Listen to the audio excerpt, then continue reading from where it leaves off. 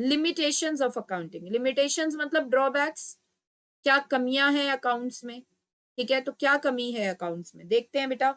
Number 1, accounting is not fully exact. Number 2, unrealistic information.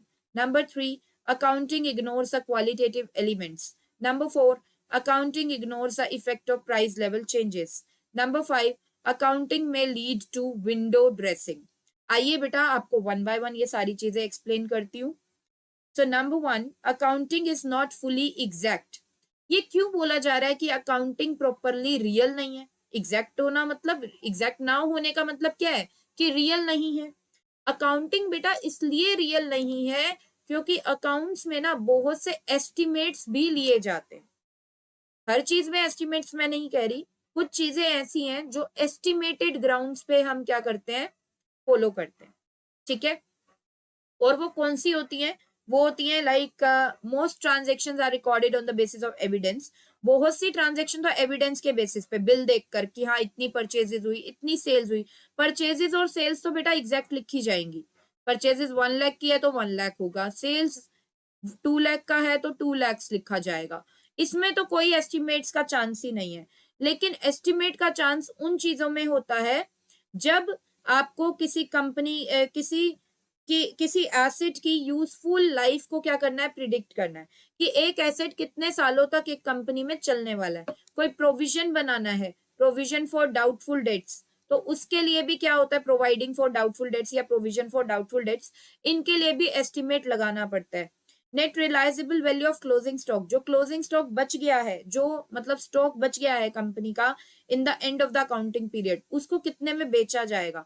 तो इन सब चीजों के लिए बेटा एस्टिमेटेड ग्राउंड्स पे बात होती है, ठीक है। एस्टिमेटेड ग्राउंड्स पे बात होती है, तो वो चीज गलत हो जाती है कि अकाउंट्स में ना मतलब थोड़े बहुत एस्टिमेट्स भी लिए जाते हैं जो अकाउंट्स की क्रेडिट वर्दीनेस को खराब करते हैं, अकाउंट को फुली एग्जैक्ट होने से रोकते हैं।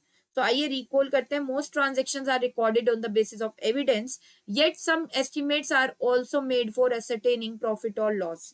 For example, estimating the useful life of an asset, providing the doubtful debts, net realizable value of closing stock. Next, unrealistic information. कई बार जो मतलब अकाउंटिंग है वो रियलिस्टिक इंफॉर्मेशन पे बेस्ड नहीं है, रियल इंफॉर्मेशन पे बेस्ड नहीं है, इम्प्रैक्टिकल इंफॉर्मेशन पे बेस्ड होती है। क्योंकि ये कुछ अकाउंटिंग कॉन्सेप्ट्स एंड कॉन्सेप्शंस ही कुछ ऐसे हैं जो रियलिस्टिक नहीं है। अब जैसे क्या बोला जाता है, the assets may be actually realisable at the book value. Assets को ये माना जाता है कि वो जब बेची जाएंगी, रिलायजेबल मींस बेची जाएंगी, तो वो बुक वैल्यू पे बेची जाएंगी। बुक वैल्यू मतलब जो अकाउंट्स में शो हो रही है उनकी वैल्यू कितनी है। लेट सपोज बेटा अकाउंट्स में ये शो हो रहा है कि फर्नीचर 1 लाख रुपीस का है, ठीक है। सो अब ये 1 लाख रुपीस क्या है, ये बुक वैल्यू है फर्नीचर की। और आज अगर कंपनी इस फर्नीचर को as a second hand sale out करती है, तो जरूरी नहीं है बेटा वो 1 लाख में ही बिकेगा, है ना। वो 80,000 में भी बिक सकता है, वो 1,20,000 में भी बिक सकता है, वो तो कुछ भी हो सकता है ना। लेकिन अकाउंट्स में क्या कर दिया जाता है, एसेट्स को बट रिलायजेबल वैल्यू पे ही, मतलब एसेट को रिलायजेबल वैल्यू डिफरेंट होती है और बुक वैल्यू डिफरेंट होती है, बट उसमें कुछ डिफरेंस नहीं क्रिएट किया हुआ। बस एसेट्स को किस पे दिखाते रहेंगे, बुक वैल्यू पे दिखाते रहेंगे। अच्छा, अकाउंटिंग में ये माना जाता है कि कंपनी जो है हमारी वो सालों साल चलती रहेगी, कभी रुकेगी नहीं, ये भी माना जाता है, जो कि अनरियलिस्टिक है ना। सो अकाउंटिंग इंफॉर्मेशन में not be realistic since accounting statements are prepared following the accounting conceptions and concepts. For example the going concern concept. Going concern बोलते हैं बेटा कंपनी को, गोइंग मतलब चलते रहना, यही जो मैंने आपको अभी बताया कि यहाँ पर ये माना जाता है कि जो कंपनी है वो चलती रहेगी चलती रहेगी चलती रहेगी, कभी उसका एंड होने वाला नहीं है, जो कि अनरियलिस्टिक माना जाता है। Accounting ignores the qualitative elements. अब ये क्वालिटेटिव एलिमेंट्स क्या होता है? क्वालिटेटिव एलिमेंट्स बेटा वो वाली चीजें होती हैं जो मनी के टर्म्स में मेजर नहीं की जाती हैं, नहीं की, कर ही नहीं सकते। मतलब जैसे जैसे मैंने आपको बताया कि हमारे एम्प्लॉयज कितने हार्ड वर्किंग है, ये हम किसी का भी क्वालिटेटिव एलिमेंट है, ये तो ये मनी के टर्म्स में मेजर हो ही नहीं सकता है। किसी के पास स्किल्स कितनी है ये मनी के फॉर्म में मेजर नहीं हो सकता है। किसी की क्वालिटी कैसी है ये मनी के फॉर्म में मेजर नहीं हो सकता है ना। पब्लिक रिलेशंस, कंपनी का और पब्लिक का कैसा रिलेशन है, ये भी क्वालिटेटिव होता है, मनी के टर्म्स में मेजर नहीं हो सकता है। लेकिन अकाउंटिंग में सिर्फ उन चीजों को रिकॉर्ड किया जाता है जो मॉनेटरी टर्म्स में मेजर की जा सकती है, जैसे सेल्स, परचेजेस, ये सब मॉनेटरी टर्म्स में मेजर की जाती है। लेकिन जो क्वालिटेटिव एलिमेंट्स होते हैं जो हम मनी के टर्म्स में मेजर नहीं कर सकते, उन्हें हम अकाउंटिंग में स्टडी नहीं कर सकते, ना हम अकाउंटिंग में रिकॉर्ड कर सकते हैं। लेट सपोज बेटा मेरी कंपनी का प्रॉफिट इस वजह से इंक्रीज हो गया क्योंकि मेरी कंपनी के जो इम्प्लॉइज हैं उन्होंने बहुत ज्यादा हार्डवर्क करना शुरू कर दिया।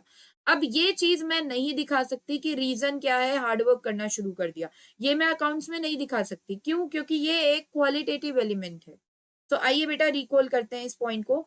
Accounting is confined to monetary matters only, therefore qualitative elements like quality or skills of management and staff, industrial relations and public relations are ignored. Next, accounting ignores the effect of price level changes. अब बेटा prices तो day to day change होते रहते हैं, है ना। लेकिन furniture अगर यहाँ पे जो है वो फर्नीचर दिखाया गया है 1 लाख रुपीज का बुक्स ऑफ अकाउंट्स में, मार्केट वैल्यू से उसका कोई लेना देना नहीं है।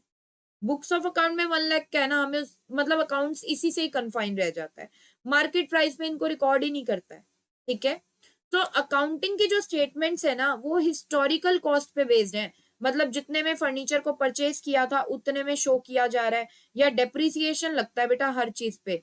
डेप्रिसिएशन मतलब अकाउंट्स में ये माना जाता है कि हर साल के बाद कुछ तो वैल्यू कम होगी ना, तो उसे बोलते हैं डेप्रिसिएशन। तो डेप्रिसिएशन लगा दिया जाता है, लेट्स सपोज 10% लगा दिया फर्नीचर पे, तो 1 लाख का फर्नीचर था, डेप्रिसिएशन कितना हो गया 10,000, तो 10,000 से फर्नीचर की वैल्यू कम होकर अब वैल्यू कितनी हो गई 90,000।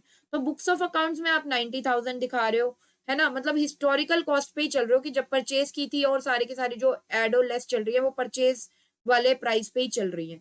बट मार्केट प्राइस को तो कंसीडर किया ही नहीं जाता अकाउंटिंग करते टाइम। तो यहाँ पर ये क्या हो रहा है, बहुत गलत चीज है। एक्चुअली में तो मार्केट प्राइस पे रिकॉर्ड होनी चाहिए ना चीजें, कि मार्केट में कैसी प्राइस, क्या प्राइस है उन चीजों का। तो accounting statements are prepared at historical cost. Accounting statements जो भी प्रिपेयर की जाती हैं वो हिस्टोरिकल कॉस्ट पे प्रिपेयर की जाती है, not at market price. Market price पे प्रिपेयर नहीं किया जाता है।